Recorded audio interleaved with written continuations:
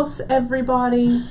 It is great to have you, Em. Kate Richard. Thank you. Nice to be here. It's good to have you. Yeah. So, it was kind of a surprise, last minute sort of a deal. That's right. We like that part. We like that. Who knew, Who knew? Emily was down yesterday. We had a couple of things to do down here. And we had a couple of beers. Yeah, we did. And I was all, girl. And some French fries. Why don't you come on Free Tip Friday with me? Well, I don't see why not, I guess. That's what I said, right? Especially since I didn't have to make it up. Yeah. I could have you make it up. And trust me when I say she didn't throw me in the deep end of the pool. She shoved me with a foot to my back. Right into the pool. I said, here, fix this, deal with it. Here you go. And I gotta go. Do it, you're on. I gotta go place some orders. That's right. So I've got Emily here. And I'm bringing up all of our... How many screens can we have on one table at a time? How many screens we're on? We have multiple screens. So YouTube is up in the house. I can see you guys there. I can see Janice there. So let me just make sure that we're all together. There we are. Yes, I can see everybody. Oh my God. And Drea, my mom's here. Drea's here. Hi, Gwen. Drea's here. Hi, Drea. Hi, Janice. As beadshop.com. Hi, everybody. Gita is away today. She's off today. So she is, Janice and Janice and Drea over on Facebook. I'm looking over here on YouTube, so we are good to go. All right. Someone's creating a watch party. I just meant What to... are you doing? Are you sharing? What are you doing? I'm going to share it because I don't usually share it. And my friends and family on my Facebook, every once in a while, there's a whole bunch of them that watch one scene. Yeah, that's hilarious. That's hilarious. So I was gonna put there where, hi, Karen just checked in. I didn't know you were here. Oh, yeah, surprise. Hi, sorry, right, Karen. Surprise. Sorry I missed you. I was disappointed that you weren't going to be here today, and I hope you're doing okay. But it's great to have everybody here today. Well, we are working with the monthly mix, and we thought it would be fun since you guys love Seed Bead School. And I love the monthly mix idea. Right. And I love, it's a little taster of a bunch of different kinds of beads. And there's a few things I think really lend themselves really well to the monthly mixes. I mean, obviously you could just string with them. And you could string necklaces and bracelets. And you can use them in a bunch of different other ways. I mean, we have a whole bunch of monthly mix projects on the website. Yeah, and I have my favorites that I really like to do with a mix that I might make myself or something like the textured fringe bracelet, that spiky nonsense, Perfect, right? Perfect place for this. You would want to maybe get more of each thing in the mix. And this particular project today, and the one I'm wearing, the bead crochet, the simple crochet, this would be something that the mix really lends itself to. Right, and you have one tube and you're good to go. Yeah. And Drea did, I think, a really great job. This was her design. It's the July 2019 monthly mix. It's really delicious. It's called Mountain Glow. Yeah. We have restocked Mountain Glow 3 times. Wow. 3 times. So there's still some in stock, but this will probably be the final round restocking. If I was doing this for myself, and now I have started one, I might have to do 1 or 2 for myself. I think I would buy at least 1 tube of the mix, and then the ingredients of the mix is on the web as well. So I might pick out a couple of things from that ingredient list and kind of add more, because I know that I found that Picasso bead in here, and I used the heck out of it already. I love it. And the listing is on the monthly mix list. And Janice, you just asked real quick over here on the Facebook feed, if you want to jump over to YouTube, that's cool. I have them both up, so you tell me which one you want to moderate. You want to stay on Facebook? Great, and I'll keep an eye on YouTube. Or you jump over to YouTube and I'll keep an eye on Facebook. Whatever you want to do.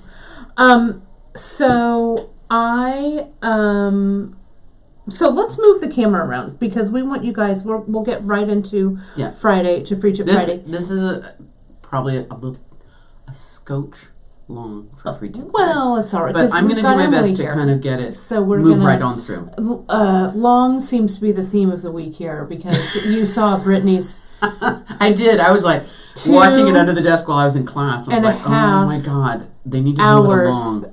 It was really fun. Epic. It was really, really Epic. fun. We had a great time. And so, but I'll turn this around. As you guys know, though, just real quick before we move into the project, for Free Tip Friday, these broadcasts are a little more casual, right? A little more of a casual vibe on Free Tip Friday. So what I'm going to do after the broadcast, we'll take a few pictures, we'll list everything that Emily has used, and I'll post it over on the blog, okay? And what Karen will do is she'll take a picture of the finished bead, and she'll have a link for it on the homepage by the beginning of next week. But the blog, we'll have it just about an hour or so after we're done with the broadcast, okay? So let me turn this all around. Okay. As we like to say, turn this around. And will you show them a couple of the necklaces? We've got that beaded bead necklace and The bead that crochet. bead crochet Yeah. that you're wearing. Sure. Because that bead crochet that Emily has, you guys, is, and I'm going to come back It's underused, really. I think so, and too. really, this is a really great thing to do with the And monthly you mix. have really made a fantastic projects with that bead crochet, and it's not our last foray into bead This crochet. is what I call That is for sure. bits and pieces or simple bead crochet because it's. Didn't we call it bits and I pieces think on we the did call website? it Didn't we? bits and pieces, because it really is made up out of bits and pieces, and that's what a monthly mix is some combination of a bunch of little pieces. So I made some notes. Surprise, surprise! Look, it's like two-sided. Right. So bear with me here just a second while I get everything into position. And here. I think the note that I can really speak to first, and this is maybe where we should all start when we're starting a design or a project, is to be kind of mindful of how mixed up we're getting with a mix. Mixes, when you look at the tube, you get this really kind of overall color field that we really enjoy, and we love looking at it. I think once we start stitching with it, guys, I'm going to get Emily into frame in just a second. when we start stitching with it, it is a different sort of situation. And I think what I notice with the bits and pieces crochet is that by color blocking, by making little groups of color, I'm still keeping that idea. Hang on, I'm still getting that Sure, into frame. no worries. I'm still using that idea of having that whole mix, but I'm also separating it out a little bit. So I'm unmixing just a little bit, and that unmixing allows me not to have something that looks too patchy and too quirky and too mixed up. So you like, I know I saw Allie had jumped on, you guys like to sort your mix. Or you at least visually sort it. In this case, I'm not going to sort it until I'm actually stitching. And I think in the bead crochet, it would be self-sorting because I would be putting on little groups and a few of each in a group. So And then you're kind of moving on to sorting that as next you're one. making. Yeah, Yeah. I'm sorting as I'm making. So as much as I find sorting to be super meditative and relaxing, this is not like sorting the mix of beads that you dropped on the floor or the cat tipped over the tray or anything. This is more sorting kind of as you go. But here's the bead that I started this morning, and I'm super proud that I've gotten as far as I have Wow. this morning. Yes, it looks amazing. But you I'm can gonna see move maybe this over here. with a little bit of help from my friend Kate and an awl, if you wouldn't mind awling me. No, I've got it all for you. Awl me. Thank you. Thank you so much. That when I started doing peyote stitch, I actually started with a few beads in each little grouping. Now, these big sixes are big, and they're visually kind of on their own, big enough to kind of stand up to the smaller beads. But if I'm using the 11s or the 8s, I'm going to do them in little groups of color so that they have that color impact, but also it kind of tones down the nuttiness of this whole thing and this busyness. Now, how many you put on a string here is really up to you. I would say a minimum of 1 and maybe a maximum of 5 in a group, unless you're really just super in love with one bead or another. I often break up projects like this into halves, especially when I'm working with a limited number of beads. And if you're working just from the mix, I think it's a good idea to halve the mix. So take away half and work with that half first, and then go and pull out that second half when you're kind of on the second half of the bead. That way you have equal chance. Right, you haven't used up too much. Right. And you know, so I look at this now, this is my other part of this mix, and I didn't have it. I didn't mindfully have it. I really don't have that many left of the 6s in the green. You know, I just have a few, but it's about equal to what I started with. So I started 1, 2, and then on this other one, another 1 there. So I have 1, 2, 3, 4, 5, 6, 7. I hate to count beads, seed beads like that, but you know, I've got enough, I think, to replicate it on the other side.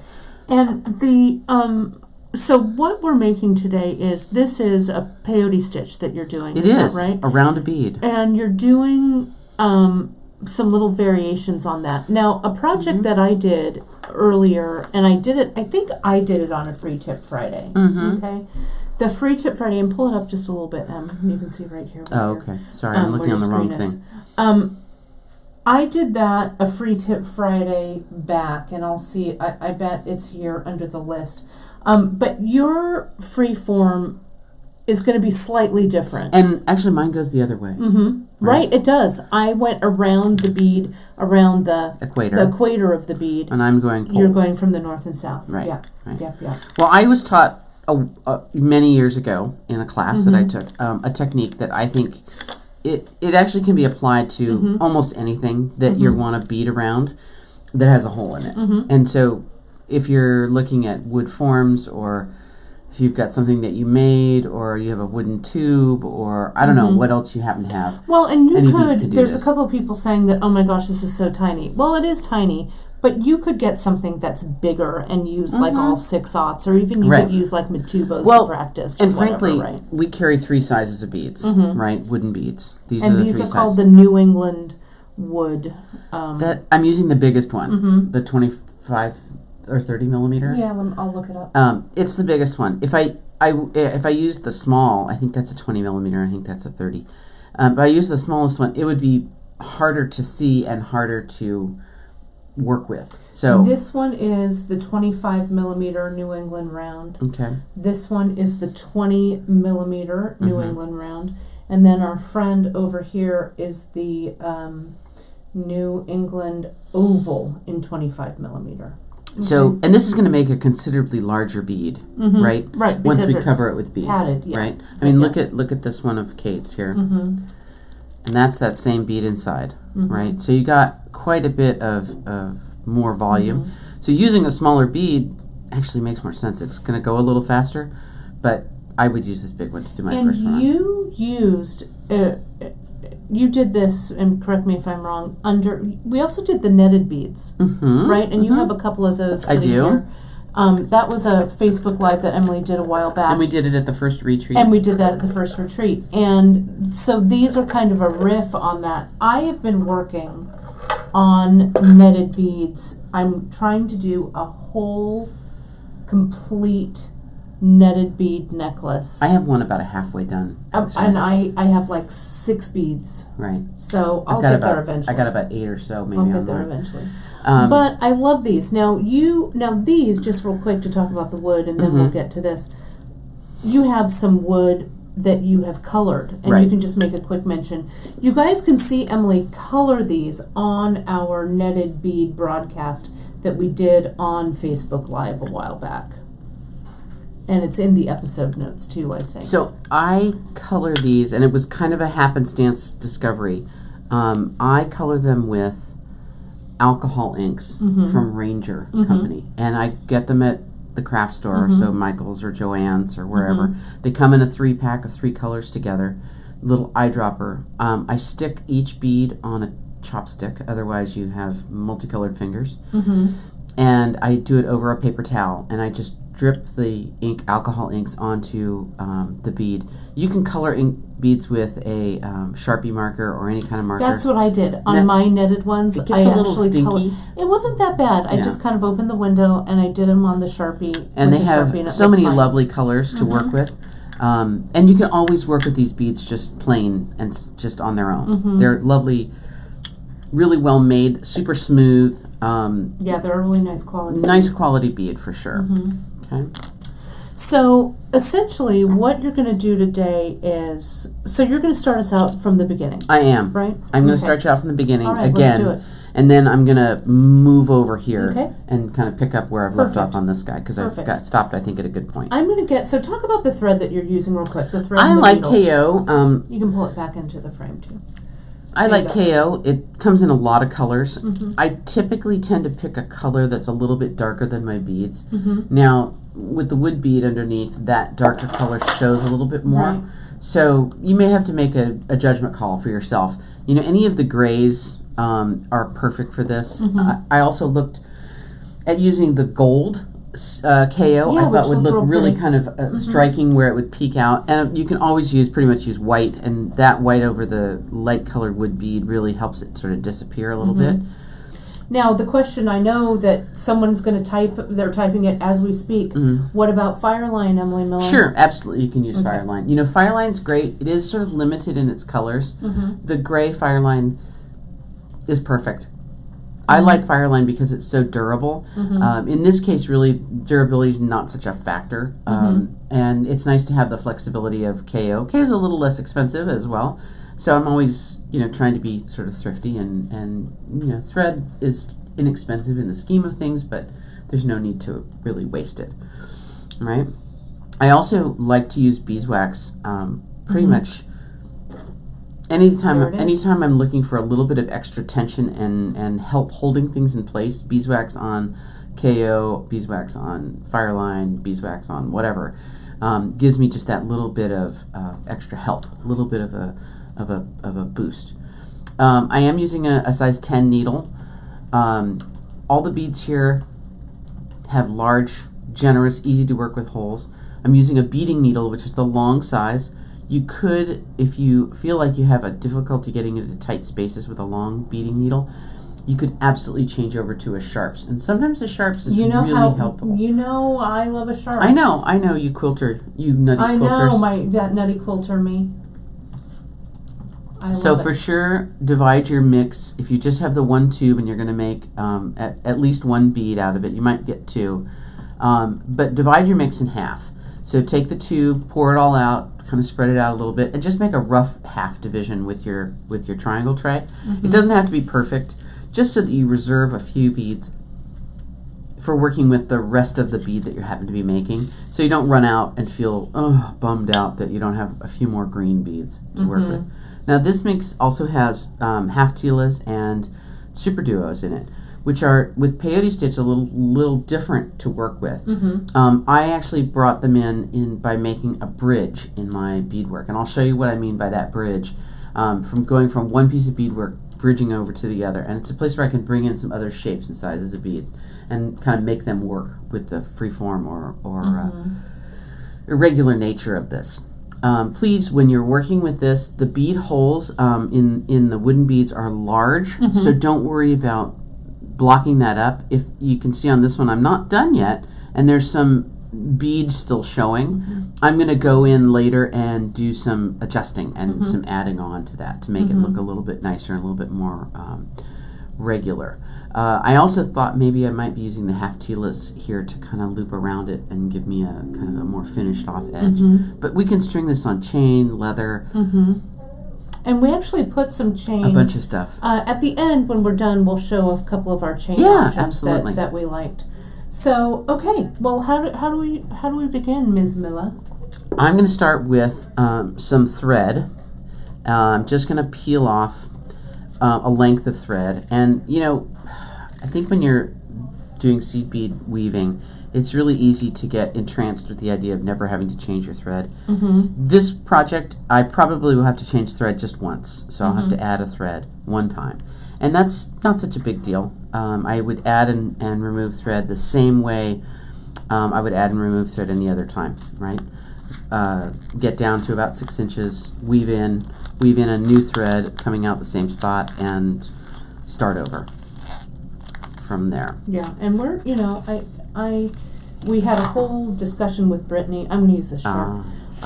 We had a whole discussion with Brittany on Wednesday about thread and stuff, and so for that cuff that she did, the West County cuff, she originally had told people to cut 8 yards of thread or something crazy like that. That's a lot. So we are much more comfortable now. Yeah, 1.5 yards of thread is with plenty to work with cutting So I thread have my own personal technique for threading the needling the thread. So what I'm going to do is You're gonna I'm zoom going to in? move.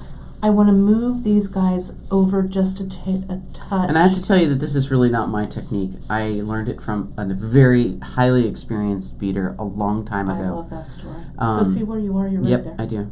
And it really works well. I'm going to needle the thread. I'm not going to thread the needle. So threading the needle would be putting the thread through the eye of the needle. I'm actually going to put the eye of the needle down on the end of the thread. So I use my thread snips to clip the end of the thread, and I'm going to pinch the thread between my thumb and forefinger. Pardon my dirty manicure, not a very good one today. I'm going to take the eye of the needle and I'm going to press it down in between my fingers with a little back and forth sawing motion, and it's going to slide onto the thread. Okay? With KO, because it's a filament style thread like Nymo thread, old school Nymo was, if you get part of it through, the rest of it should go through as well. But that allows me to thread my needle pretty easily and rapidly. And I'm going to nearly double up my thread, okay? So I'm going to really be beading with single thread, but I'm sliding most of my thread through the needle so that I have about a foot or so at the end here that's single thread. That'll be what I bead with. Now I notice that Kate waxes her thread before she threads it on the needle. I do not. I just wax that very tip. I don't know. I actually think that it takes off once you put it through the eye of the needle. It kind of takes the wax off. So I always wax my thread after. Let me make this a little bit bigger here, so now you can see where you are in that. Thank you. I'm going to take my big hole bead and I'm going to stick my needle through. I like the looks of that already. Right. I'm going to bring my thread together through the bead, and I'm going to tie it starting with a surgeon's knot. Right? So going around through the hole more than once and tightening it up. And I will tie just a regular knot again. Pull it up tight. So now my thread's attached to my bead. You know, if you want to deal with this tail fairly early on, you can. I always hold my tail in the lower left-hand part of my work, so I always know where my beginning was. And in this case, beginning is not so critical, but it's sort of nice, maybe nice to know. And so this, like you said earlier, we are doing a peyote stitch. Right. It's a free form, though. It is, and we're going to do even count peyote. Okay. Which I find a little easier to work on the ends, the turns. Okay. Now I work north Even to count. south. Okay. Even count, which means we start with an even number of beads. Gotcha. Doesn't matter how many it is, they don't have to be divided by 2 or 4 or any of that jazz. Gotcha. Just got to be even count. So I'm going to start with some 8s. And, oh gosh, I picked up those beautiful Picasso beads. Now, it doesn't matter particularly that I have an even number of any particular bead either, if that makes any sense. I'm going to do 3. I'm going to do 3 more of the green, celery green, yummy 11s. I'm going to pick up 1, 2, 2, 3. I believe this is a gray alabaster. 8. Yeah, the gray silver lined alabaster. So Right. you're not doing, so it doesn't matter the sizes. No, Okay. Gotcha. not at all. I'm going to grab a couple of these bronze 8s because I think that together. Yeah, right. Delicious. Tasty. And then there's this slightly more goldy colored bead. Yeah. Right? I think that kind of all works really nicely together. And then I'm going to grab maybe a couple of these green guys. And I'll tell you, ending and beginning your row on a very large or very small bead, end it or begin it with an 8. With an 8. Okay, we've got 8s, 11s, 8s, and 6s in this group. Start and end with an 8. That'll make life a lot easier. And so, Not an absolute rule, but just I think it makes making life easier. So what are we trying to achieve here? The length of the bead? We're going to have the length from hole to hole. Okay. And this is a round bead, so that it's all the same, right? But it's half the radius, half of the diameter. So I'm going to count here: 2, 4, 6, 8, 10, 12, 14, 16. And I'm going to actually count that again. 2, 4, 6, 8, 10, 12, 14, 16. And I think that 16 might not be enough. I was working this morning somewhere between about 18 and 20. Now, of course, that's going to depend on what sizes of beads you put on. Put 11s on and it's going to be more. Put a lot of 6s on, it's going to be less. Or use a smaller bead like I'm doing. Right? Well, there's that too. There's that. Right? So I'm going to stretch this from hole to hole. Oops. Moving it over. Okay, cool. Like that, right? Yep, exactly. Okay, perfect. Perfect. So what did you do to attach it? Anything yet? Well, I may have put it through the bead hole. Oh. Is that a bad idea? No, but you don't have to. Okay. So I'm just going to... I'm going to take my needle. I'm going to go right under the thread. I'm going to take it back from the middle of the hole. So that's how you secure it. Yep. Slide it right under. Yep. So things do get a little loosey-goosey to start with here. And just like any other time we do peyote, the first couple of rows are the most frustrating, as we like to say. Yes, frustrating. Right. Frustrating. So from here on, I'm going to do peyote stitch, and I'm going to do it with using the same color that I'm going to pass through. I'm going to just put mine in there just so I can see. Yeah. There you go. So I'm skipping this bead, passing through that next bead.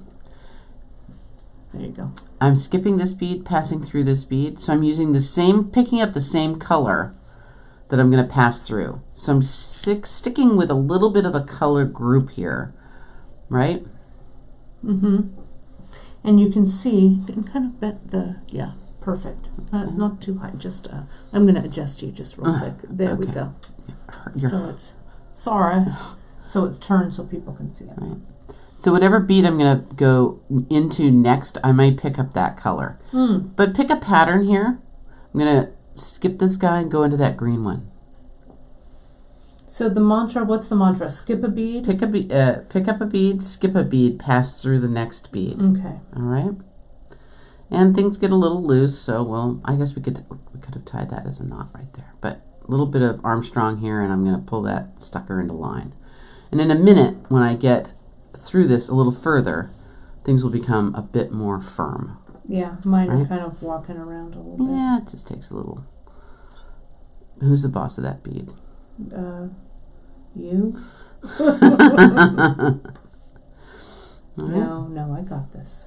Pick up a bead, skip a bead, pass through the next bead is the peyote mantra. Okay. And so essentially what you guys are doing here, and I'm going to get it even a little bit tighter, is you're not worrying about the size of the bead, right? The stitch is the same, whether it's the most big definitely. the tiny little 11-aught or the bigger 6-aught, right? It doesn't make any difference. It's the same. No, it's all the same. So this is, to the uninitiated, the confusingest part of peyote stitching is how we count the rows. So we count the rows in peyote stitch on the diagonal. So we count from the lowest bead to the highest bead, moving diagonally through the beadwork. And if I'd been ahead of this game just 2 minutes, I would have made up a little strip to show you. But I can actually show you on the other bead. When I get to the end of this row, I will put it down and pick up another one. So I'm just going to continue along here, and I want to do maybe 5 to 7 rows here before I break off and go do something else. 5 to 7 rows gives me a little bit of stability, and my piece will feel much more like I can put it down and pick it up, and I don't get so lost in what's happening. And you know, in this case, in this particular design or technique, if you get lost or something gets kind of messed up, that's okay. You can just go on and pick it up and do something else in another spot, and it'll be all right. It's a little bit like freeform bead embroidery. You know, we don't really have to worry about it on that sort of painful, critical of ourselves level, because really we're kind of working as we go. We're designing as we go, and not every design is going to be even and perfect. You know, it's just, Right. that's the way of the world. So now I have my first 3 rows on, and things are already looking a little bit more stable. Yeah, a lot better. Right?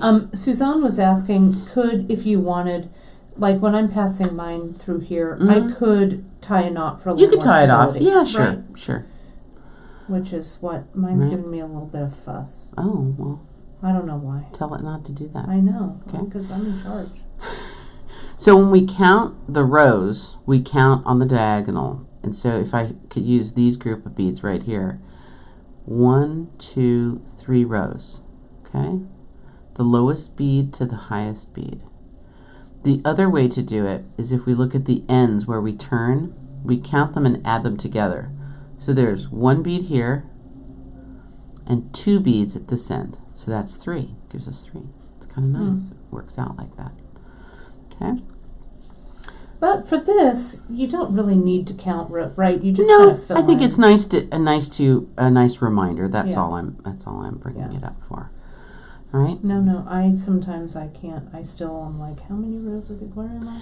Well, Who are I these was looking people through some of my supplies the other day, and I came upon, throwback to the 90s, I came upon a pattern for an amulet bag. What? I know. 1993 called. They want their amulet bag back. Their and bead. What's And it their was- bead fad back? it was very intricate, and I think I had the first 3 rows, and I gave up because I really appreciated it, and I kind of wanted to know how to do it. Right. But it's a little bit the way I feel about knitting. I'm just not that into patterns, and so it's a personal choice, right? Mm-hmm. It's not, no judgment, no harm, no foul. Anybody who's really into beading with patterns, if I can find that pattern again, I will send it to you. But don't let me find it again first before I commit to that. So when I enjoy beading, I really enjoy beading not with a pattern. Yeah, I do too. And strangely enough, with sewing, I have to have a pattern. But that's different. Well, beads are super forgiving, you know. Yeah. But this freeform, and you know this, tell you this every flippin' time we do this, is the only seed bead stitch I know how to do is freeform peyote. That's really all I know. That's all you need. But someone over on the YouTube feed is asking if we could do this with brick stitch. You could do this with brick stitch. You totally could. Mm-hmm. And I would tie on my thread, and I would use that as my base, Your base, to yeah. attach things with. You could do a brick stitch ladder that reached from hole to hole, Mm-hmm. and kind of work off that if you wanted. But I would actually just use my thread loop to pick up a bead under the thread, back up the bead, and onwards like a good soldier. So look how quick that got sturdy and tidy. Yeah, and look right? at how I don't even have my first row on yet. Well, you do have your first and But second I'm rows getting- on. I 'cause know, you have but- your base rows. But I'm getting there. I just like to. Ugh. Now, I know I'm a little low on these Picasso beads, Mm-hmm. and I happen to have this alabaster one over here, so I'm actually going to change colors right now, which I know I said don't do that so much, but I happen to know that I'm going to be low on those Picassos because I already spent a bunch of them in the other one, and I know I'm going to run out. So I'm just going to make that switch over right this minute. God, that looks so nice. Today is not my peyote stitch day. You guys, do it's you okay. have? I'm gonna, when we have Kate our also store- laid out to me last night. I spent the night at her house with her and Chris, and she laid out for me all the spinning that she's been doing at the Tour de Fleece, I have been. all the handmade bags that she's been Well, knocking out I like have been. nobody's business. Well, So just a couple of Be things. quiet. Oh, well, it's true. shush. But You know how you have these days, though. It happens to the best of us. Well, I've been so busy the last few When I'm weeks. all thumbs. I cannot wait to after next week. I will be less busy.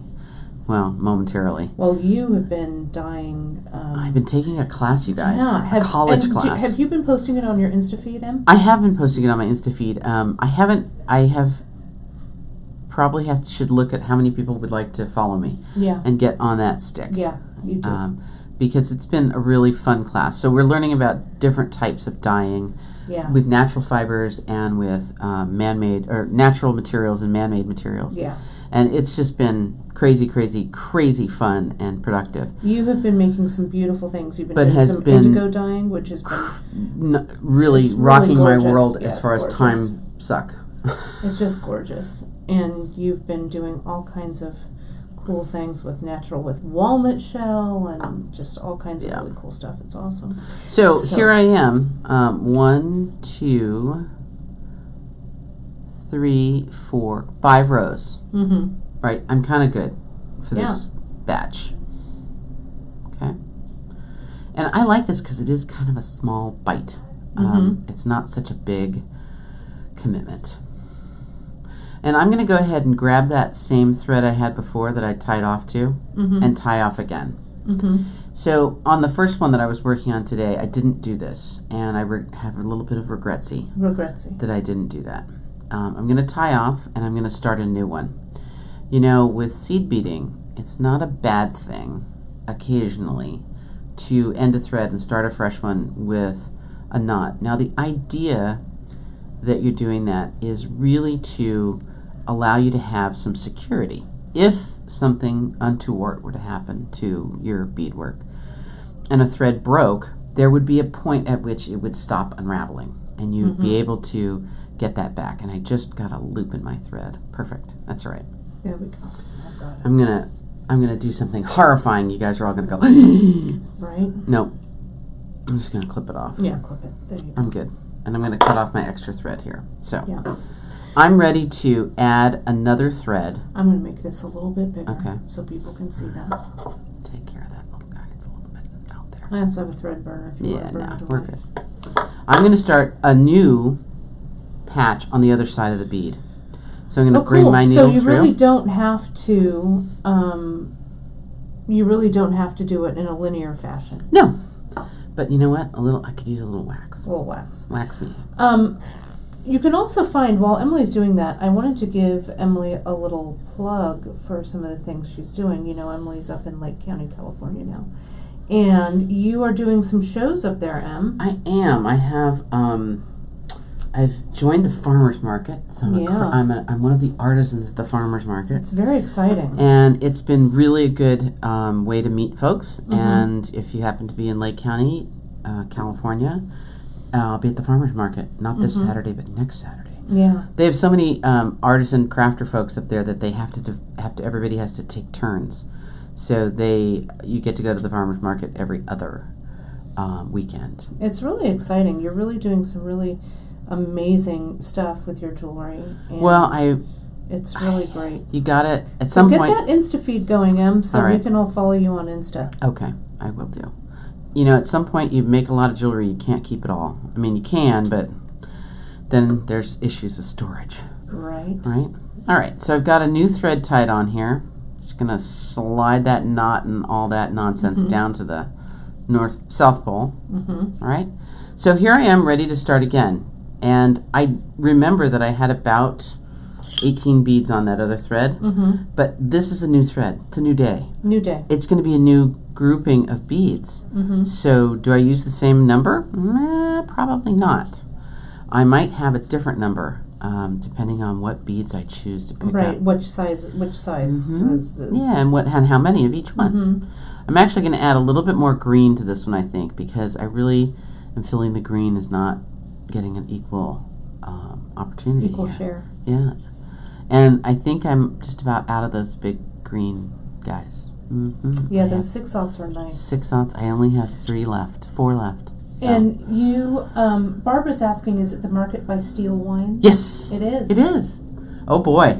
It is indeed. That's great. Yep. So not this Saturday, the following one. And then my dyeing class will be over and I'll join the farmers market on Tuesdays at Library Park in Lakeport. So again, I'm going to count my beads. 2, 4, 6, 8, 10, 12, 14, 16, 18, 19. Let's leave that one over there for just a minute. 2, 4, 6, 8, 10, 12, 14, 16, 18. I'm going to keep that 19th and throw a 20th one on there and see where I'm at. I kind of had that feeling it might be there. Leslie is asking, or no, Whitney Studios is asking, she's asking, Okay, Whitney. Can free form peyote be accomplished on the flat? And for sure. Oh, yeah. Yeah. Oh, yeah. Yeah. Yeah. So and this is really flat peyote. This is not tubular because or circular. It's a curved surface, right? But it's flat. Right. It's the same way as you do it. So there's tubular peyote, which would build a tube, and that's often used for amulet bags or covering like a wooden needle case. And then circular peyote, or making beads, making beads, yeah, which we've done before. Circular peyote is kind of building out like a doily, right? You're kind of going out into space rather than. It's still flat, but it's not linear flat. Linear. So I put 20 beads on, and I think that's actually too many. I think I need to take 2 off. Okay, when I look at this, just whole edge to whole edge. So I'm gonna grab a couple and slide them back up my thread, and putting the eye through first. What? Right. So not you a don't good catch idea, it. right? So I'm going to go through eye first, and then the 2 beads are free like a bird. Now let me ask you this. This is what I do when I do this, and people may encounter this right here, but I'd like to see what you say. So see, my stuff never sits quite as nicely as yours. I can't until I get like 4 or 5 rows. It's still a little wide. Pull up your tension a little bit. Yeah, and like right here, could I just connect those two? Sure. Decrease? Sure, you can decrease there if you want. Or I could put a tiny 11 in there too, right? That's correct. You could do that as well. Right. But just something to cinch it. I think that what happened here is that you had so many of those biggish 8s. Oh, it didn't make the curve as nicely. Typically on peyote stitch, you'll have one row that tends to bulge a little bit, and then the next row kind of is the corrector, and it'll bring it back into line. You know, seed beading sometimes feels like you are working with a wet cat. And my general rule of thumb is to tell people to just keep going, okay? So here I've got my string of beads. I'm going to go through the loop of the thread, and I'll tie a knot for everyone who feels knots are lovely at this stage. It could go either way. I don't usually do it. I'm going to get you a little closer. There we go. That's good. Fine. And because we're still kind of working on a curve here, right? Yeah, my freeform peyote always looks a little bit, as our friend Mary says, like the dog's breakfast, until I get it a little more. And pick up a bead, skip this bead, and go through the next bead, right? And so the order of bead sizes is we've got the 11s, which are the smallest. We've got the 8s, which are in the middle. And then we've got the 6s, which are the biggest ones. Right. And then also in this mix, which you're going to address, I'm going to get there in a minute. Are tilas, or half tilas rather. Tilas, and super duos. Okay. So we're going to incorporate some of those others in there. Now, what I did with this bridge, you don't have to do if it doesn't turn you on. You could actually keep working around and around and around and around with the same peyote stitch until the 2 pieces that we've made kind of bump into one another, and then they should seam together pretty closely. They may not be perfect, but they'll seam together pretty closely. Not perfect because you chose different sets of beads in each one, okay? If you did exactly the same thing, you might come out evenly, but I would still not count on it. This is called freeform for a reason. It's freeform. It's not perfect. It's not even. If you have a gap, put a bead in it. Mind the gap. Mind the gap. If you don't like that there's a little hole and it doesn't meet up perfectly for you, that's okay. Put a bead in there. If you're looking for something really, really, really even perfect, this is not for you. You know, you gotta loosen this up a little bit and enjoy the discovery. See, mine's doing that too, a little bit. But you know what I'm gonna do? I have no idea. Pull it up tighter. Yeah, you are. I'm going to be the boss of those beads. And I messed up my pattern, my color combo there, just a teeny tiny bit, and it's okay.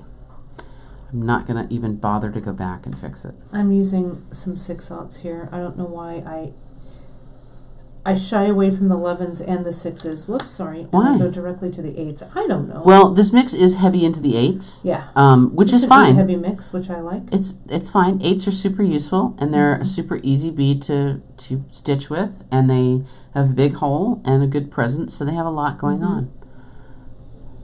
I like what you are doing by kind of stacking your color blocking.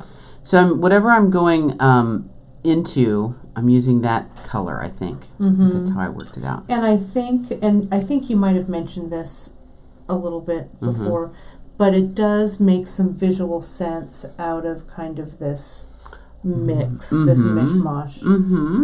I was noticing that I wasn't doing that, so I'm course correcting a little bit here. Right, and you know what? You're going to have maybe some little course corrections as you go along. That's okay. And that's part of the pleasure of freeform peyote. I love freeform peyote. I do too. I'm glad you. But did this. we could absolutely do a bracelet this way. Just a strip of beading in freeform. Absolutely, we could do that. It would look Yeah, and it would be another great way to use up these mixes because the mixes are really fun to work with, and they maybe introduce you to colors or shapes or sizes of beads you just have never thought about buying before. I am going to be doing, I have the next month's monthly mix I've done, and it's already finished. I've never been invited to do a monthly mix. I don't know, why don't you do one before you leave? All right, we'll see. Why don't you do one for...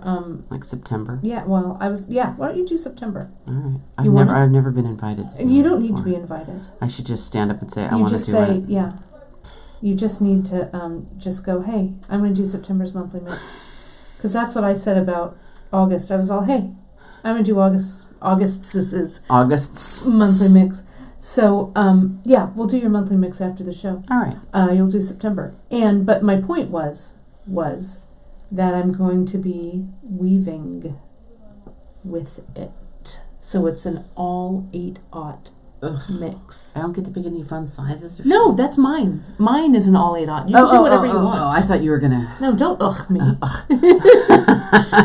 Dree used a super do one and a Tyla. I know. I said to those two. For Pete's sakes. So you can use anything you want. Janice is all, wait, what? What do you say? What? Hey, what? So here I am with 2 strips, and I'm pretty comfortable with those strips right now. I could do another row or 2 here, and I could have done another row or 2 on either one of these. It's fine, or I can stop here. And I'm actually going to stop here because I'm mindful of the time, minding the gap. Stop right there. I'm minding the time. Oh, yeah, it is about that time. Right, to move on to a new step. So I'm actually going to use a technique that I use in brick stitch to build a ladder of beads to encircle the hole. Okay, and I can do this at any stage, but I just have to do it once I've got these 2 strips going. If I did 3 strips, I could do that too. I could have divided this into thirds. Okay, but I'm going to do a little ladder here, which will give me a little more stability around the hole. And then I'll have to go to the other end of the bead and do a ladder there as well. So I just picked wherever I happened to be, and I picked up a bead and I went around again. This is the same ladder that we used for the beginning of brick stitch, right? This just means looping the thread through the beads so that the beads sit side by side with the holes going the same direction. So you're not going in the hole of the bead, you're going under the thread? No, I'm going in the hole of the bead. In the hole? What are you doing there? Let me get another one on here and you'll be able to see the thread path more clearly. So I came out of this bead, I picked up a bead and I looped around. And then I came out again. Oh, I see. You're doing like a little figure 8, like a little chain. I see how you're connecting them. Yeah. I gotcha. Sorry, I couldn't visualize. I couldn't see. It's fine. I'm sure when we get to writing some directions or whatever for this, that'll be helpful. Right? All right. So I pulled that up so that you can't see the thread so much. And I'm going to continue to make that little ladder, which might be, I imagine it might be about 4 beads. Got 1 more to go. Okay. And in the beginning of brick stitch, we make a ladder of beads to base our brick stitch from. And once I get this little ladder built, I'm going to attach it to the next strip of beads. What I'm really looking for is my beads to sit with the holes all facing the same direction. Right? And I need one more stitch here to make that more stable, and then I'll be able to kind of snug everything up.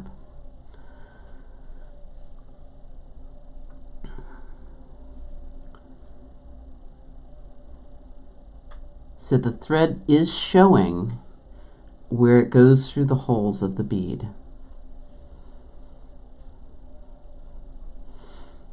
Okay, so my thread path is something like this. It goes through. I'm going to get really tight there.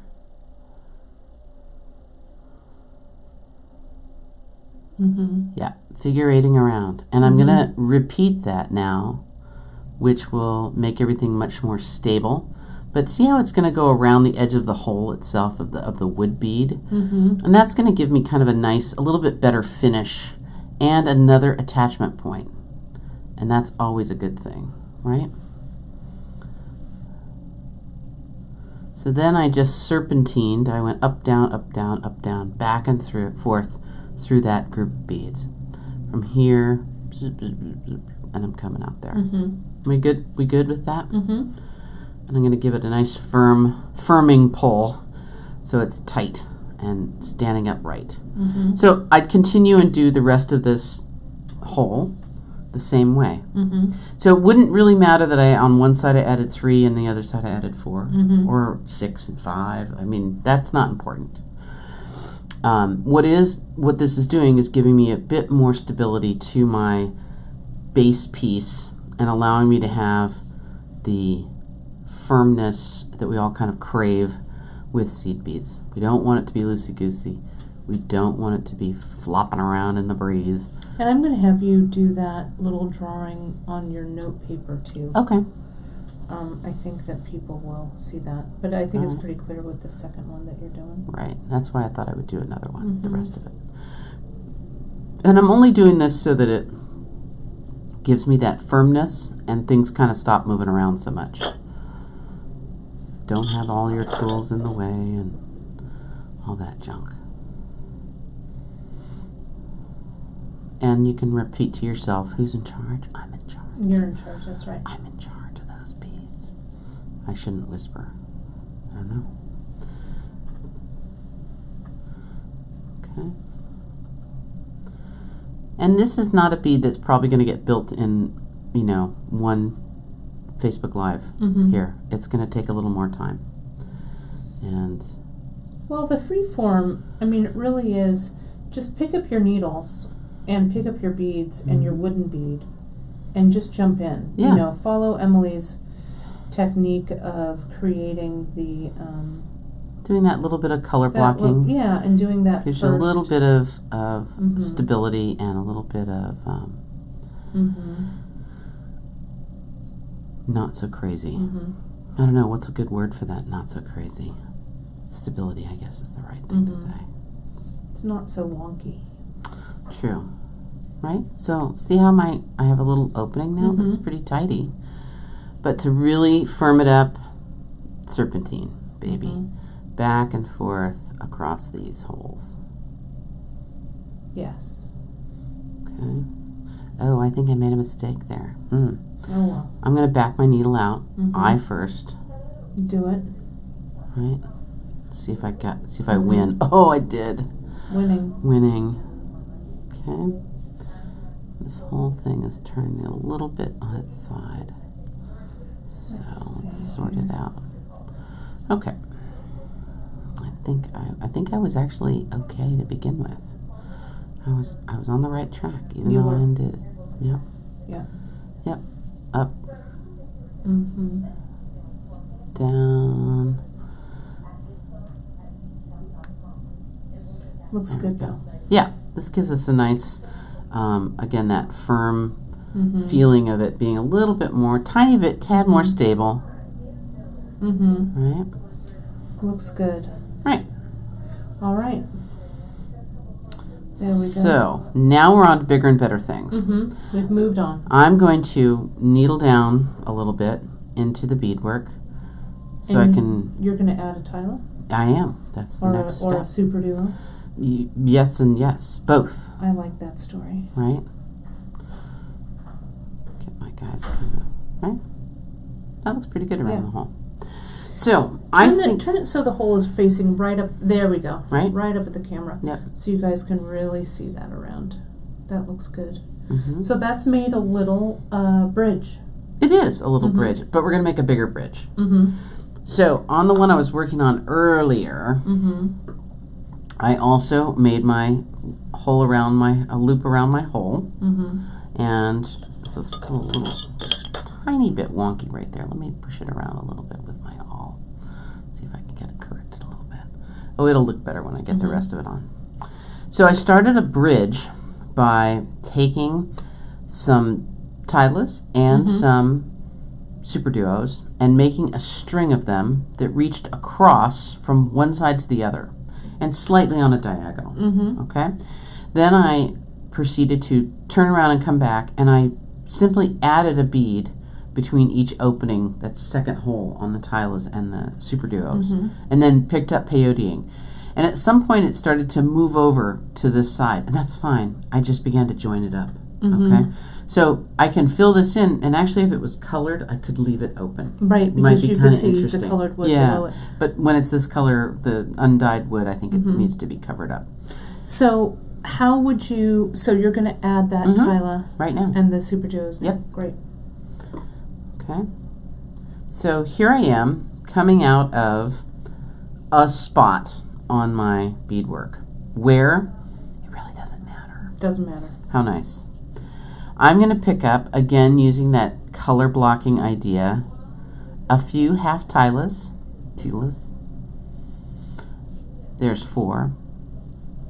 A couple of super duos. A couple more half tileless. A few more super duos. And I'm aiming to bridge the gap between these two sections of that beadwork.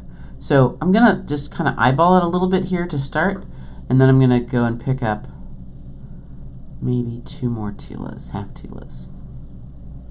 You know, with tilas and with super duos are more critical, I think. Just give a quick double check that you have both cleared holes, okay? It'd be very disappointing to get kind of all woven along and then find yourself without that second hole. So I'm going to count 2, 4, 6, 8, 10, 12. That happened to be my number for this particular bridge. Your mileage may vary. I'm going to reach across my beadwork and pick a bead. This is the scariest part, right? I'm just picking a bead. And let's see how my bridge looks. Now the one thing that's kind of a freebie here is that these 2 long strips are still pretty movable. So really there's no wrong answer. So this bridge is going now across the equator, not going to the poles. It is going across the equator, but it's kind of going from above the to equator. the south. Right, okay. From the north to the south. But it's going along the width. You changed direction. I have changed direction. Okay. So with freeform, what's nice to do on the regular is change some direction. That way you have some interest, some pop, something else happening here. It's not just going up and down and around the same direction. I'm going to start with an 8, and I'm going to simply add an 8 or an 11. This is not going to be a good place to add a 6. A 6 will be too big. I'm going to use an 8, and I'm going to do a color block again, right? See how I have silver half tilas, or I forget what that's called, that finish on those guys. Oh, and the silver? The luster? Luster, that's what it is. And when I'm going with the green beads, the green super duos, I'm going to add a green seed bead. So I'm kind of keeping in that same idea of color blocking, even though I am using different sizes and slightly different colors of beads.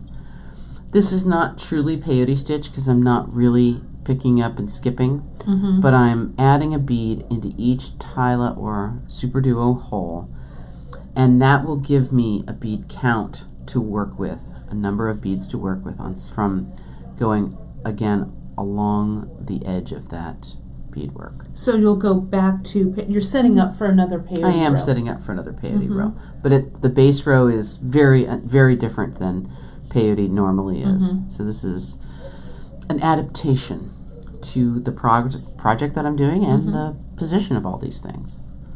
Okay. Looks good. I think it's going to come out kind of pretty. You know, it's funny when I often look at a mix and I'm kind of look at it through half open eyes and I get a color impression, you know. And this impressed me as really being greener than I think it is. I think I saw more green than I feel like I'm getting as I'm picking up these beads one at a time. I'm really seeing more of that misty gray effect. And it's very much the redwoods here in California. Yeah, it's such a pretty, it's a really good color whether mix. You go to Muir Woods or you go up to Mendocino and go and see some of the giant redwoods, they're so incredibly majestic, and it's so wonderful to think of a tree being so many hundreds of years old. It's just super exciting. Okay. So here is my equator spanning bit of beadwork. Okay, and if I push this over a little bit, you'll see that on the other side there's still some thread showing, and that's okay. I'm going to fill that in with beads. Okay, so there'll be thread underneath the beads. They'll just be hanging out there, and I've gotten over to the other side. I'm going to go through a bead, come back out, and I'm going to go through the last hole of the Tila that I was in, and out through the 8. Okay, so now I'm really set up to peyote again. I've got an up bead and a down bead, and I'm ready to peyote stitch once more. Now, one thing that kind of intrigued me a little bit, the thought of this sticking out kind of like a ruffle. Yeah. I think there's something else happening there that I might entertain with at some point. Yeah. Because I kind of like that dimensional aspect. And freeform, again, I'm kind of restricting myself a little bit in color choices here so that I'm not too crazy. Well, I like being able to incorporate kind of these different two beads in there. Essentially, I would advise you guys, as you're starting to create with this, create your 2 rows with the peyote like Emily did, right? Your 2 kind of spires or 2 strips around the bead. And then when you do your connection with the Tilas and with the Super Duos, it really is just like stitching. You know, you're just kind of stitching them on and coming back through to establish a row that you can then peyote into.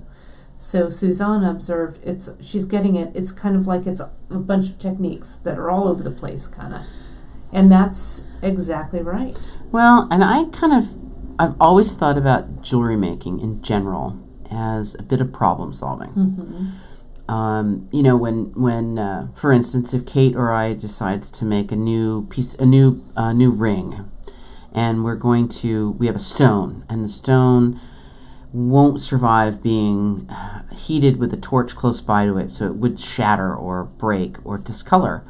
What you're really doing is you're problem solving. How am I going to accomplish what I want to accomplish with the materials that I have? And there's almost never a wrong answer if you get to the end result that you wanted. There are ways that your life might be made easier. There are ways that your life might be made a little harder. Hi! Hi, Alfie! Look who just showed up. Hi! Where have you been napping? Someone just showed up to say hello. Oh my goodness. He just startled me, but I'm so glad he came. I'm so glad he joined us. You just sit right there, baby. Yeah. Oh, or not. Or not. He's so I've gotten... He stuck his little cat ears in, and now he's on his way. That was so funny. Yeah, it was funny. Oh my gosh. Yeah, just little cat ears. So I've gotten across on the bridge, and I'm going to pick up, go through a bead again on the base row. And this will just give me a little stability, right?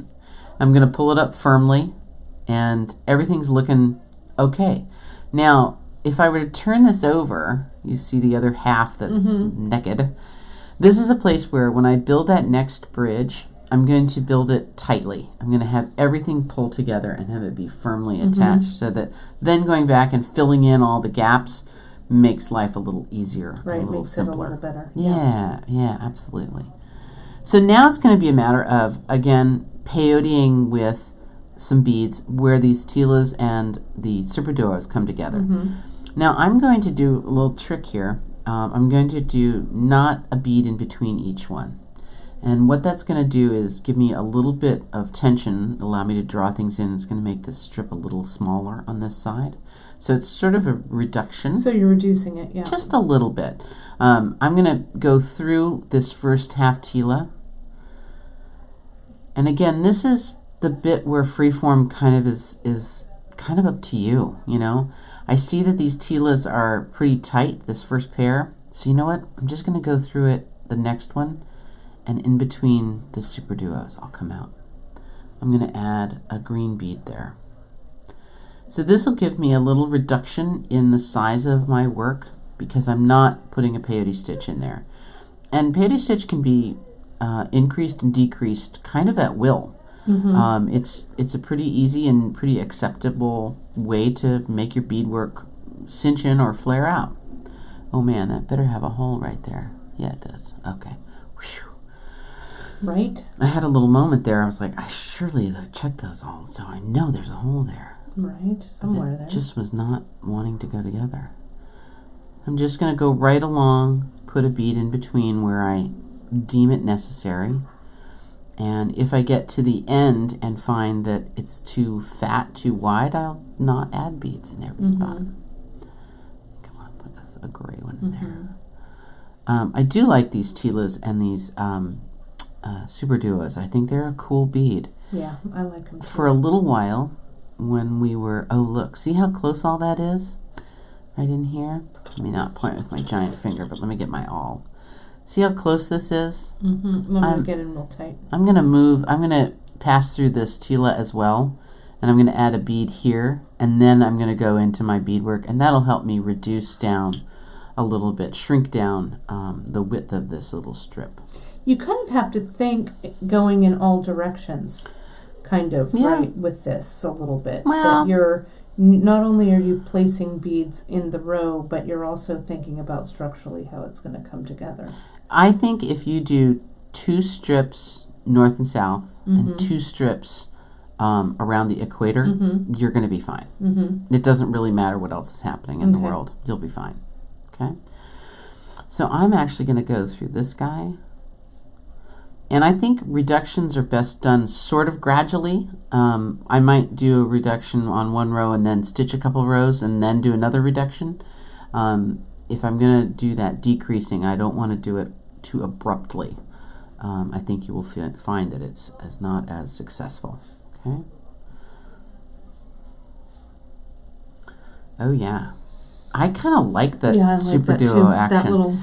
Boy, they're super shiny with the Ceylon or whatever finish this is on them. Yeah, they're super shiny and really pretty. So let me ask you this, if I may. I'm at this point, and I think this is where some people are going, okay, we need to add those. That's looking really nice. Thanks. And everything feels firm. Yeah, it feels pretty firm. Yeah. So now I've done my 2 spokes, my 2 north-souths. So I need to put in my east-wests. Right? So would you show me on your little piece of paper there the kind of the Here, let me get you, it's not very big. There might be some paper right in that drawer, right there. And do you want something like this? What have you got?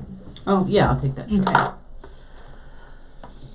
Chart it out for you a little bit? Yeah, because I want to know, so, because I'm here, so I'm guessing that I have to come up here and I need to put my little top row Sure. things there. But tell me how to start that. Okay. If you would, So, please. Let's imagine that, let's see how I want to do this. This is the hole of the bead. Mm-hmm. Okay, we're looking down on the hole of the bead. Mm-hmm. And over here is some beadwork. And those are holes are ending like that. Okay, Mm-hmm. those are the holes of those beads. Mm-hmm. Really, I'm the gonna get in beads. a little Really, the tighter. beads look like. Because you're drawing like this. small beads. I am, and I'm drawing small. Okay, let's just imagine the beads sort of look like that. Mm-hmm. Okay. Everybody with me? Mm-hmm. Okay. So what I want to do is join these gaps around the hole, right? Mm-hmm. And I'm going to ladder stitch some more beads Mm-hmm. in these openings. So I'm going to pick up my 8/0 and I'm just going to ladder. Let me show you what that ladder looks like Mhm. from the side. So let's say this is my existing peyote stitched beads over here. Mm-hmm. Okay? That's my beadwork. And I want to join to these existing peyote stitch beads over here. Mm-hmm. Right? So I want to create a ladder in between. Mm-hmm. So I'm going to pick up a bead. My thread happens to be coming out there. I'm going to pick up a bead, making these a different shape so they sort of Mhm. stick out, show up a little bit. Oh, that actually isn't too bad for a quick discussion. Mm-hmm.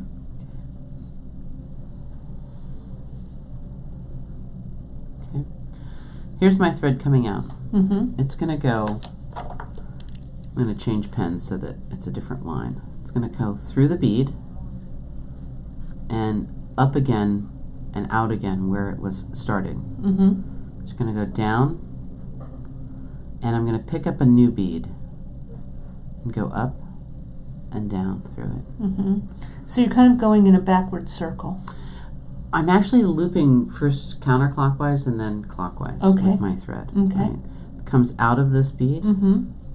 picks up a new bead, Mm-hmm. thread goes up and down And goes through that bead there. through there, right? Mm-hmm. And as that thread comes out, it's going to come over here and pick up a Mhm. new bead and come through and down and then join up over here. Okay, so if I have, let me make this a little bit bigger. I've done that little, because my bead is small. So here's my little, Could I? see, right here, right? My little ladders or whatever. Yes, that's correct. So I'm going to come and I'm going to join it To that green bead. to this green bead right that there, green right? bead right there. So I'm going to take my needle. I'm going to go through here, skip that bead, and go through the green bead, right? Nope. No, okay, I'm just going to Actually, just go up. Yeah, that's fine. Go up here. Yep. Okay, Then you're going to go down the green bead. down the green bead. Correct. Okay. And then it's connected. I've got a, And then you go back up the bronze bead right next door. gotcha. Okay, and then I go up right here. Got it. Okay. Oops, let me get this other thread out. And I do that on both sides to make my north and south, right? So there's my north. I'll do that over here. So these are north and south. Right. These are my east-wests. Yes. And your strip with your duos and half tealers would go across Are that going way. to come across. Yeah. Okay. Or, I mean, in some fashion there across Mhm. there. Okay. So when there was a question over here that that says the when you reduce down, keeping the count even, does that Is that what you want to do? Doesn't matter. Okay, I didn't think it mattered. No. Just in the beginning of your peyote stitch row is it going to make a difference. Okay? Okay. Well, I think, Emily, is there any parting? I want to double check my notes. Uh-huh. No. Double checking your notes. Double checking my notes. I like it. I think I actually said all the things I wanted to say, which and is then you would just, shocking. all of these ends, you would just weave through, right? Yep. So I wove in I finished my bridge here, my first row on the bridge, and I'm going to work my way back again, and I'm going to fill in up to the top and fill in down to the bottom, right? And then I'm going to go onto the other side, and where I do the bridge on the second set of bridges, that will actually allow me to pull this much more firmly and much more tightly, okay, and kind of fix the last little bit of looseness. And I found that as I was working along on the first one, that my bridge sort of slid over, and that's okay. You can allow that to happen as much as you like.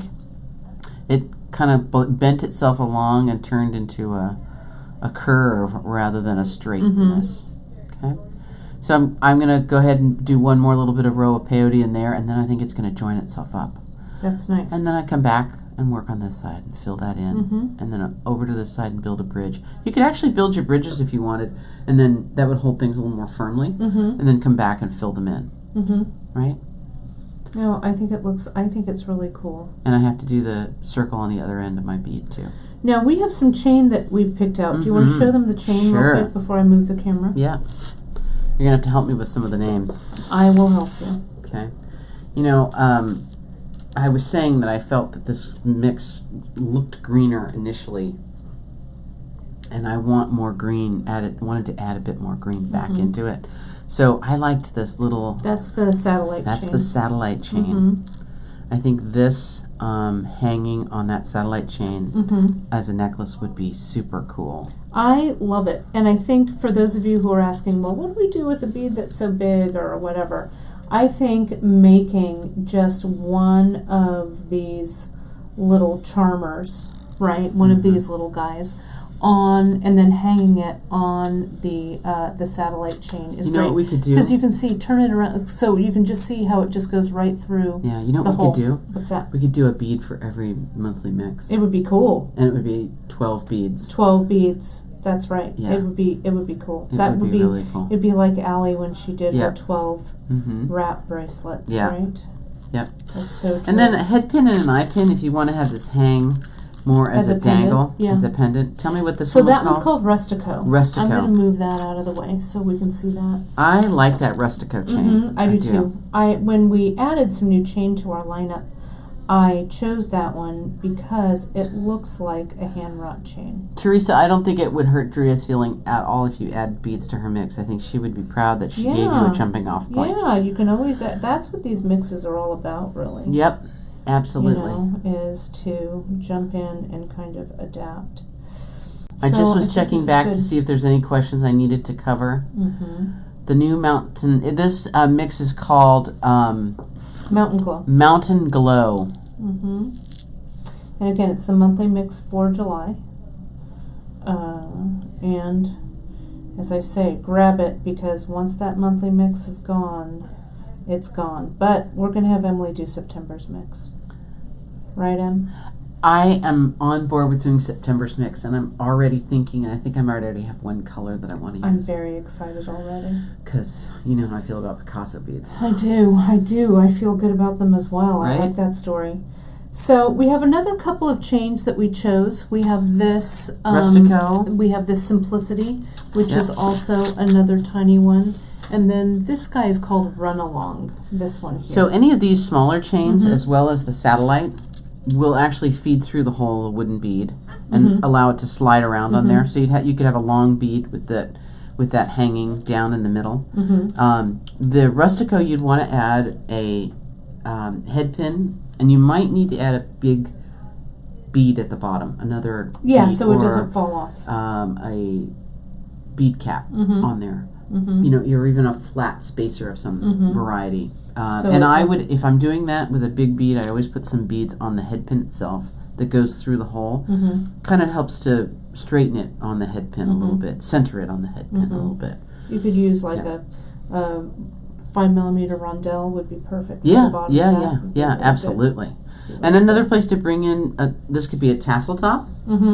You could make a chain tassel to hang from the bottom of that. We did some earrings with those. We did a lot of cool stuff. Yeah. And so just to go over the rest of the things, we used KO. Emily chose a whole bunch of different KO. You could use the green. You could use white. Whoops, let me get a little bit bigger.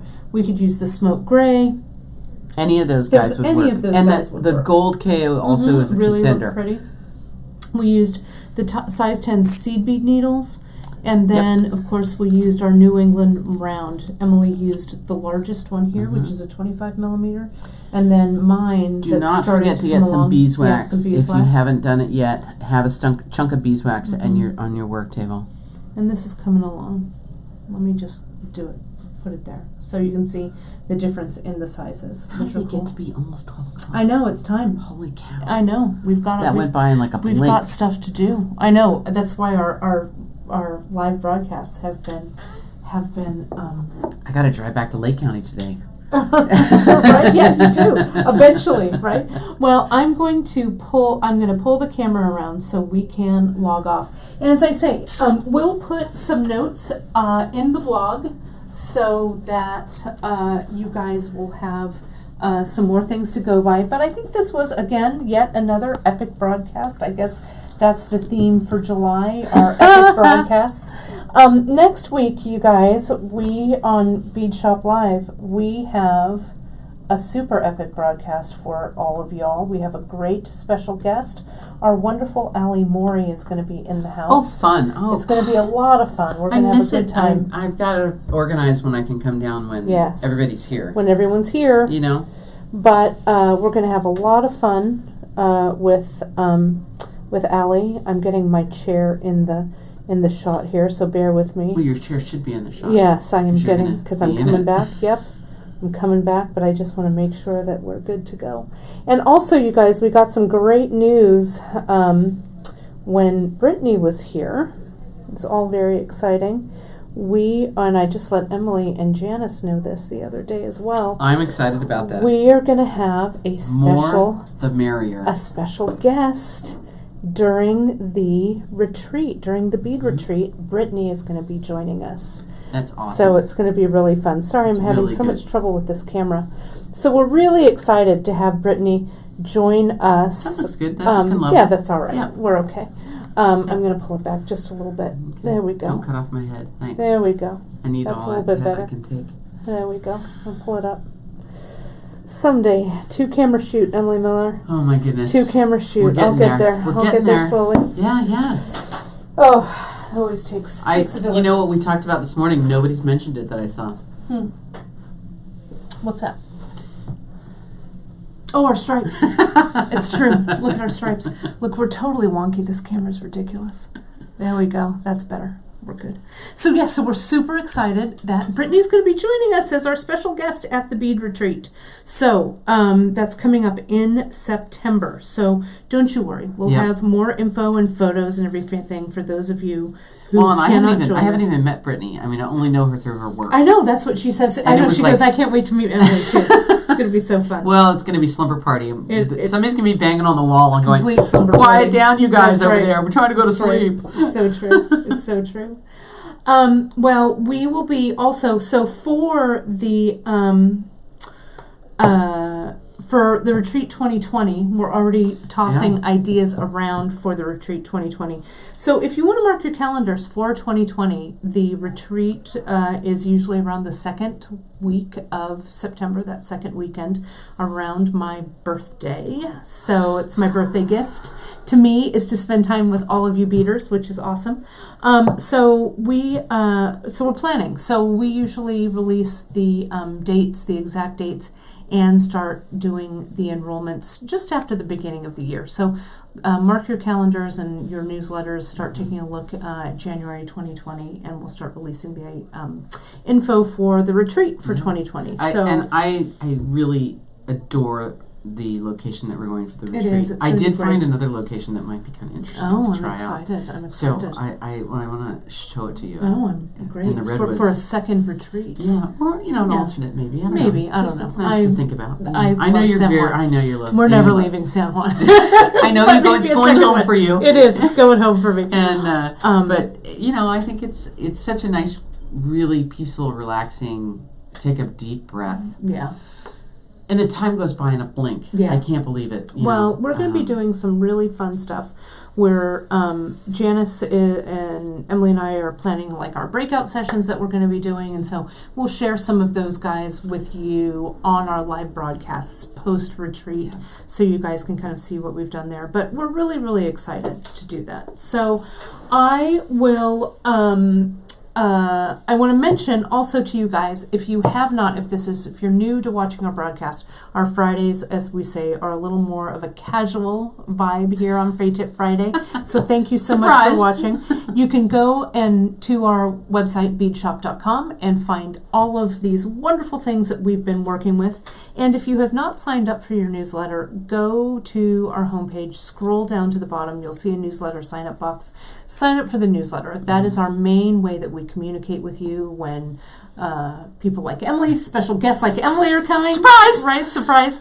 Also, join us on our Insta feed on Instagram, beadshop.com, as well as on Facebook, our beadshop.com Facebook page, because we also keep in touch via all of our social channels. And last but not least, open those newsletters this weekend, you guys, because there may or may not be something fun coming your way on Saturday and Sunday. That's all I'm saying. All I'm saying is Kimberly threw out a little question. That, Do we have a focus idea for the next retreat? So the retreat that's coming up is called The Journey, which is really nice because we're going to have some opportunities and chances to talk to you about how we all got where we were, but also the discoveries and things that we've learned and we're passing on. So the retreats, I really like that we have a theme for them because they kind of have a big idea and then we focus on some meat and potatoes as we go along, and I enjoy it. And you hear our different voices. You hear Emily, you hear me, you hear Janice, and we'll have Brittany there as well because she's going to take on a bigger role in the 2020 retreat, which will be very exciting. So I don't know, we toss ideas around. We're always open to hear what you guys want to learn, and it's a mixture of beads. We're going to do a little bit of cold connecting, a little bit of mixed media this retreat, which is fun. You're going to teach people how to drill a pearl. We're going to drill beads. We're going to drill beach glass, which is going to be really it's cool. really great. I know that was something I wanted to do for years, and it took me some learning and some connecting with other people to really kind of get that fun. down. So. And so we accept 24 retreat participants, so we are full for this year. But mark your calendars. And if you do want to be placed on the waiting list, sometimes somebody has to drop out the last minute. So you can always email Drea at info@beadshop.com. Well, I think that's it. It's noontime. It's time for you. People are like, go make your mix, Emily. So no pressure at all. So that'll be awesome. And we're gonna have you do have a project on your project board. I do. To bring back to us. I do. So I know it's going to be a nice one. So I've been in this class. I really overcommitted, and I recognized in the middle of this where I overcommitted.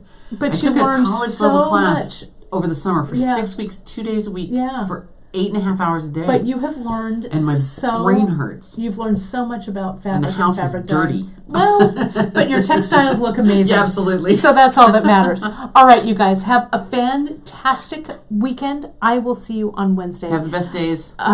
Get out there, enjoy it. That's right, enjoy it with Facebook Live with Ms. Ali Mori, and I will. I'll see you next week. Cool. All right, let's see you guys soon. Go make your mix.